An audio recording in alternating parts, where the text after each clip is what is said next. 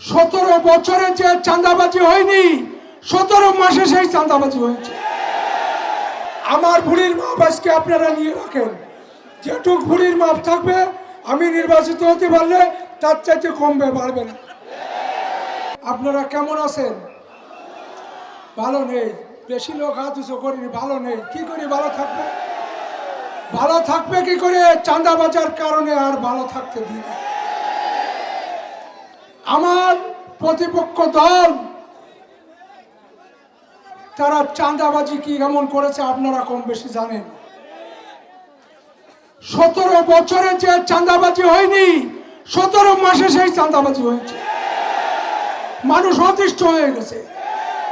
আমার প্রতিপক্ষ দল এখানে প্রার্থী আছে, যে আমি নাম বলবো না, আপনারা ভালো করেই জানেন যে কি চাঁদাবাজি করেছে, মানুষকে অতিষ্ঠ করে ফেলেছে।